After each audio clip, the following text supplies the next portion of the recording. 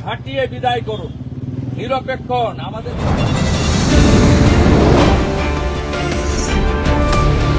बांटेगा तो काटेगा, एक रहेगा तो नेक रहेगा। এটা বাংলাতে খুব দরকার। হিন্দু যদি বাঁচতে চাও, হিন্দু যদি বাঁচতে চাও, পশ্চিম বাংলায় পূজা করতে গেলে হাইকোর্টে যেতে হয়, গেরুয়া ধ্বজ নিয়ে বেড়ানো যায় না। বদলা আমি নিব, ভরসা আমার উপর রাখুন। জয় শ্রীরাম। জয় শ্রীরাম। জয় শ্রীরাম।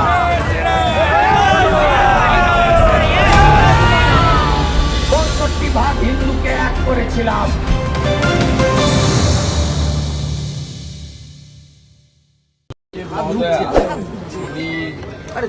বিরোধী দলনেতা হিসেবে আমাকে আমন্ত্রণ জানিয়েছেন। আমি দিল্লিতে থাকার কারণে গতকাল আসতে পারিনি।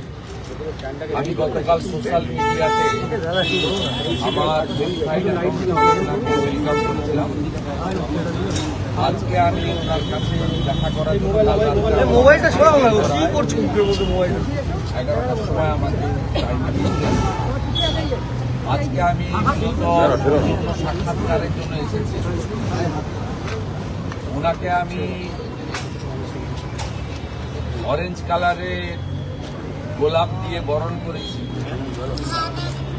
এই সিটি অফ জয় কলকাতাতে।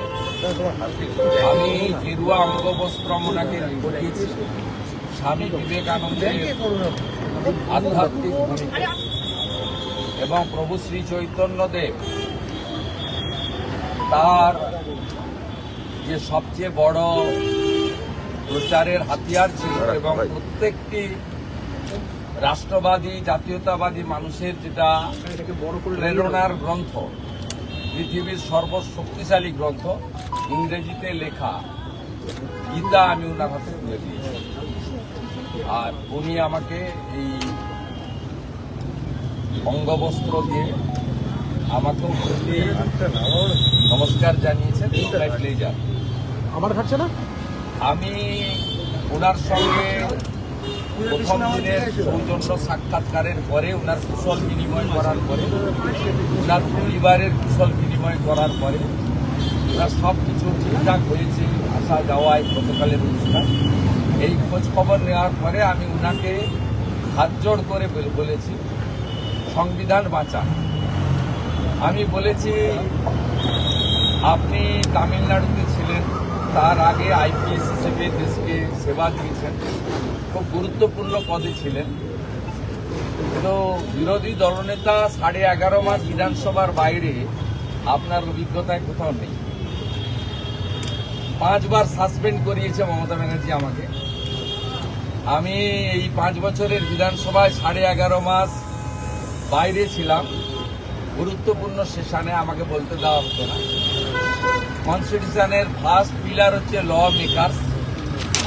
খগেন মুর্মুকে যেভাবে মারা হয়েছে, কেন্দ্রীয় মন্ত্রীদের যেভাবে আক্রমণ করা হয়, বিধানসভার ভিতরে বাইরে বিধায়করা বিরোধী দলে যেভাবে আক্রান্ত হয়, তাতে আমি বলেছি যে সংবিধানের প্রথম পিলার ল মেকার্স, অর্থাৎ এমপি এমএলএরা এই রাজ্যে বিপন্ন, যদি বিরোধী দল। আমি বলেছি এই স্পিকার 15 বছরে সংবিধানকে মানেননি। 10th শিডিউল 54 জন সুইচ ওভার করেছে, ভিতরে এক দল বাইরে এক দল, এদের সদস্য পদ যাই। দ্বিতীয় বলেছি ব্যুরোক্রেসি, কেউ রিটায়ার করে না। আলাপন ব্যানার্জি প্রধানমন্ত্রীকে অপমান করলে তিনি মুখ্যমন্ত্রীর অ্যাডভাইসার হন। জোড়া জোড়া চাকরি যদি কেউ পান, হরিকৃষ্ণ দ্বিবেদীরা পান, মনোজ পন্তরা পান, রাজীব কুমাররা পান, কেউ রিটায়ার করেন না। দেহত্যাগ ছাড়া পদত্যাগের কোনো সুযোগ নেই। মমতা ব্যানার্জির স্থাবক ব্যুরোক্রেসি। তৃতীয় বলেছি জুডিশিয়ারি। মমতা ব্যানার্জি একমাত্র মুখ্যমন্ত্রী যিনি 5 লক্ষ টাকা ফাইন, মহামান্য বিচারপতি কৌশিক চন্দ্রের করা ফাইন কলকাতা হাইকোর্টের বারে জমা দিয়েছিলেন। এগুলো ওনাকে বলতে হয়েছে আমার। আমি যেটুকু সুযোগ পেয়েছিলাম প্রাথমিকভাবে ওনাকে আমি বুঝিয়ে, উনি তো সংবিধানের প্রধান, তাকে বলেছি জুডিশিয়ারিতে কিভাবে মহামান্য বিচারপতি রিটায়ার্ড বিশ্বজিৎ বসু, মহামান্য বিচারপতি রিজাইন প্রাক্তন অভিজিৎ গাঙ্গুলির এজলাস, কিভাবে মহামান্য বিচারপতি অমৃতা সিনহাকে অ্যাটাক করা হয়েছে, কিভাবে কিছুদিন আগে আইপ্যাকের ঘটনা যাতে সিবিআইতে না যায়, ইডির রেড, মাননীয় বিচারপতি শুভ্রা ঘোষের এজলাস ভণ্ডুল করে দেওয়া হয়েছে ল কলেজের তৃণমূলপন্থী স্টুডেন্টদের নিয়ে গিয়ে। অর্থাৎ জুডিশিয়ারি এখানে বিপন্ন। এখানে রাজাশেখর মান্তার মতো সিনিয়র রেসপেক্টেড বিচারপতি, মহামান্য বিচারপতির বাড়িতে আমার এবং অমিত শাহজির ছবি দিয়ে পোস্টার পড়ে বলেছি। তৃতীয়, চতুর্থ বলেছি মিডিয়া পক্ষে বলুক আর বিপক্ষেই বলুক, সৎ দেখাক আর অসৎই হোক দেখাক, কোন মিডিয়াকে ছাড়ে না। রিসেন্ট বেলডাঙ্গাতেও পরপর পিটিয়েছে। অর্থাৎ সংবিধানের চতুর্থ স্তম্ভ মিডিয়াও বিপন্ন। বিশেষ করে ইউটিউবার এবং সোশ্যাল মিডিয়ার লোকেদের তো জেলে পুরেছে, এমন কোন লোক বাকি নেই যারা সরকারের বিরুদ্ধে বলেছে তাকে জেলে পড়েনি। আমি এই 30 মিনিটের কথোপকথনে ওনাকে এগুলো বলেছি এবং বলেছি পশ্চিমবাংলায় মুখ্যমন্ত্রীর এজেন্ডা 1 হাই অ্যাপিজমেন্ট। তিনি এখন সারাদিন ভাত খেয়ে বিকেলবেলা হিজাব করে খাবার খেতে ব্যস্ত। প্রত্যেক দিন 550 কিলোমিটার বেড়া নেই, হু করে বাংলাদেশি মুসলমান ঢুকিয়ে জনবিন্যাস বদলে দিয়েছে। বাংলা বিপন্ন। আমি বলেছি বিজেপির লোকেদের মুখ্যমন্ত্রী, মন্ত্রী, উপমুখ্যমন্ত্রী, সরকারি ক্ষমতার দরকার নেই। ভারতবর্ষের সিকিউরিটির প্রশ্নে আপনি যাতে আমাদের সীমান্তের জমি দিয়ে ইমিডিয়েট সীমান্ত সুরক্ষিত হয়, জনবিন্যাস এবং অবৈধ অনুপ্রবেশকারী মুক্ত হয়, ভারতবর্ষের সুরক্ষার ক্ষেত্রে দয়া করে আপনি দেখুন। উনি শুনেছেন, উনার মুখের কোনো কথাই বলবো না, এটা আনএথিক্যাল কাজ। উনি যা বলেছেন আমি সব শুনেছি। প্রথম দিনে যেটুকু উনাকে ব্রিফ করে দেওয়া উচিত ছিল as a responsible leader of opposition of the state, to save our constitution, to save our democracy, মুক্ত কর ভয়, ফিয়ার সাইকোসিস কাটানো বাংলার। বড় কথা হচ্ছে ভয়, সবার চোখে মুখে ভয়, কে দেখছে, কে দেখে নিচ্ছে, কে বলছে, সবার ভয়। এটুকু বলার আজকে বলেছি। আমি হোপফুল যে উনি ব্যবস্থা নেবেন। তবে একটা কথা বলতে পারি, রাষ্ট্রপতি দ্রৌপদী মুর্মু মহোদয়ার সঙ্গে যা ঘটেছে এটা নিয়ে কিন্তু সকলে উদ্বিগ্ন। আমি কাউকে আবার বলছি, মিসকোট করবো না, সকলে উদ্বিগ্ন।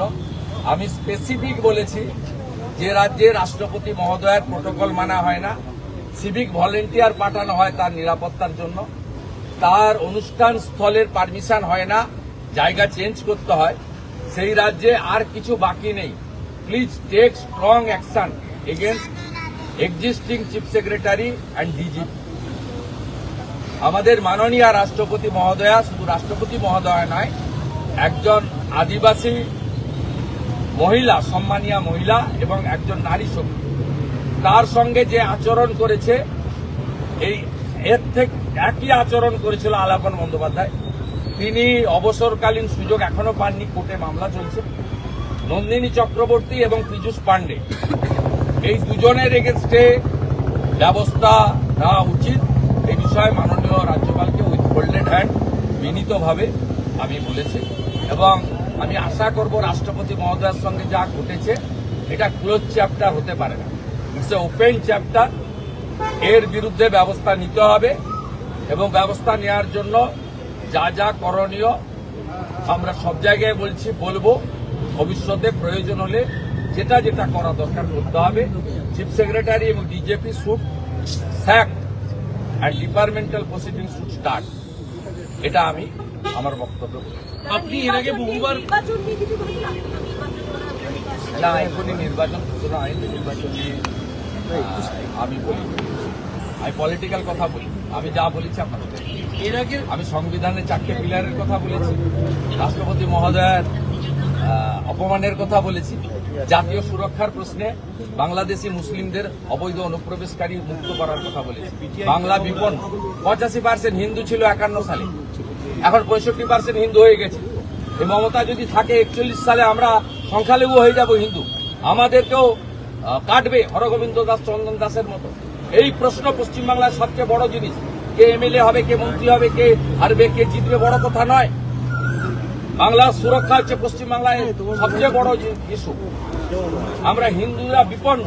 শ্রী চৈতন্য দেবের ভূমিতে, রামকৃষ্ণ দেবের ভূমিতে, স্বামী বিবেকানন্দের ভূমিতে, ইস্কন, ভারত সেবাশ্রম সংঘ, বেলুড় মঠ এবং আজকে এই জায়গায় দাঁড়িয়ে আমরা এই বিপন্নতা মেনে নিতে পারি না। গত 3 বছরে আপনি বারবার বলেছেন যে রাজভবন থেকে যা করণীয়, এটা এখন লোকভবন, হ্যাঁ মানে গত রাজার 3 পাট বছরে- তুলে দিয়েছে ভারত সরকার। গত 3 বছরে রাজ্যপালের যা যা করণীয় আপনি বলেছিলেন সঠিক পদক্ষেপ করা উচিত, যা করা হয়নি। সেই জায়গায় কি মনে হচ্ছে It's a এখন closed chapter. Closed chapter. Past is past. DA আন্দোলনকারীরা ধর্মঘটে গেছেন, ব্যাপক সাড়া, ব্যাপক সাড়া। বেতন কাটলে আর আজকে না আসার জন্য যদি কারোর উপরে কোনো জুলুম হয়, বিরোধী দলনেতা দল দেখবে না, কর্মচারী, শিক্ষকের, পুলিশ কর্মীর পাশে দাঁড়াবে। আমরা বিজেপি সরকারে এলে 45 দিনের মধ্যে 7th পে কমিশনের টাকা দেব, এরিয়ার মিটিয়ে দেব সুপ্রিম কোর্টের উপরে, এবং 8th পে কমিশনের কমিটি করব। প্রত্যেকটা পুলিশ কর্মী, সরকারি কর্মচারী মিনিমাম 20 থেকে 25 হাজার টাকা বেতন বিজেপি আসার 45 দিনের মধ্যে পাবে। বেতন বৃদ্ধি হবে। এটা ঝাঁটিয়ে বিদায় করুন, নিরপেক্ষ হন, আমাদের পক্ষে হওয়া দরকার। আপনারা ভোট নিতে যাবেন, আপনারা আইন শৃঙ্খলার দায়িত্বে থাকবেন, আপনারা ভোট গুনতে যাবেন। আপনাদের পরিবারের, আপনাদের সন্তান সন্ততির স্বার্থে ব্যাপক সমর্থন। সমস্ত কর্মচারীদের, শিক্ষক, পুলিশ কর্মীদেরকে হ্যাটসঅ্যাপ জানাচ্ছি এবং তাদের এই লড়াই সফল হোক। মুখ্যমন্ত্রী বলছেন যে বহিরাগতরা, মুখ্যমন্ত্রী রাষ্ট্রীয় আন্দোলনে সংসদের সামনে ধর্নায় তৃণমূল। কোনো প্রয়োজন নেই। তৃণমূল বলছে রাষ্ট্রপতি ভবন থেকে হ্যাঁ? তৃণমূলের প্রতিনিধি দল দেখা করতে যাওয়ার জন্য বলেছিল রাষ্ট্রপতির সঙ্গে, কিন্তু ফের দ্বিতীয়বার তাদের আবেদন নাকচ করে দেওয়া হলো। হ্যাঁ বলুন। তৃণমূলের প্রতিনিধি দল বাবু নিচ্ছি। রাষ্ট্রপতি দ্রৌপদী মুর্মুর সঙ্গে তৃণমূলের প্রতিনিধি দল দেখা করবার জন্য দ্বিতীয়বার আবেদন করেছিল, দ্বিতীয়বার আবেদনও নাকচ করে দেওয়া হলো। এটা রাষ্ট্রপতি মহোদয়ের সিদ্ধান্ত। তবে যে অপমানটা তৃণমূল সরকার করেছে তাতে আমার ব্যক্তিগত মত ঠিকই করেছে। এদের আর গুরুত্ব দেওয়ার দরকার নেই।